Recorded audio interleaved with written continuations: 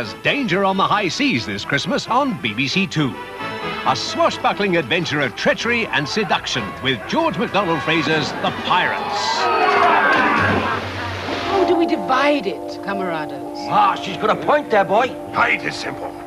See, there are 5 crosses. The crown can be divided into 5, so that each captain gets an equal portion.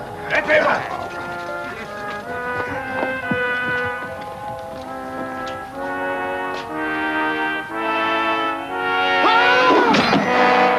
The crown was entrusted into my safekeeping.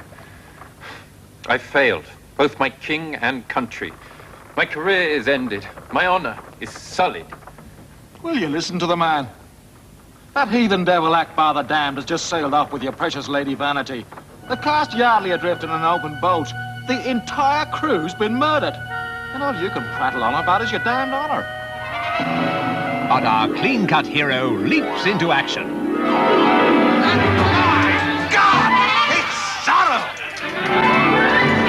The Pyrates at 4 o'clock tomorrow on BBC Two. Now on to, although you may feel that the next hour and a half contains everything in the worst possible taste, we hope it does nevertheless provide some comic relief.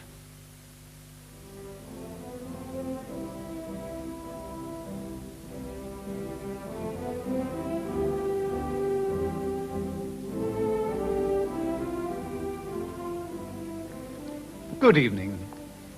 I'm very sorry not to be with you personally tonight. As you know, I'm taking part in the Caribbean Conference, which involves my spending 10 onerous days in Jamaica and Barbados.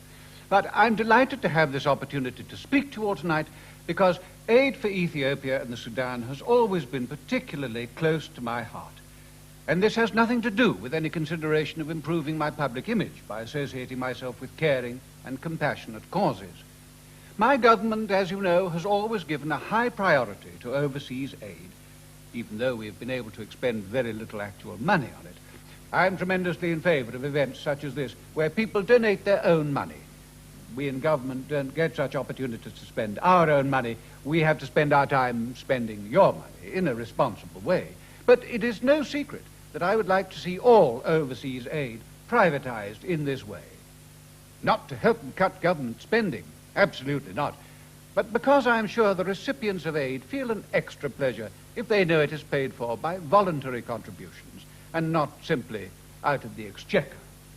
I know I would. It's a sad fact of public life that so many people have been misled by the media into thinking of politicians as self-seeking, self-important windbags, obsessed with their career ambitions, consumed with personal vanity, especially opposition politicians, of course. But I hope that my support for aid will go some way to showing us in our true light as diffident, humble, almost saintly men and women, concerned only with the good of others, and who make endless sacrifices with no thought of personal gain, solely to try to create a better world for our fellow citizens and for the human race. God bless you all.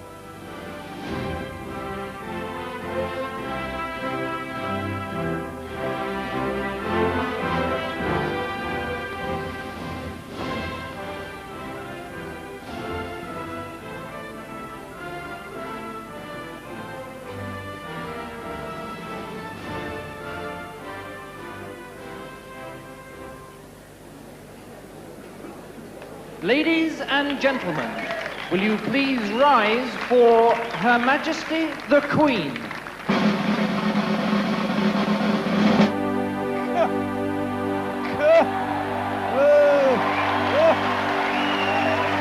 On your feet, you lazy buggers!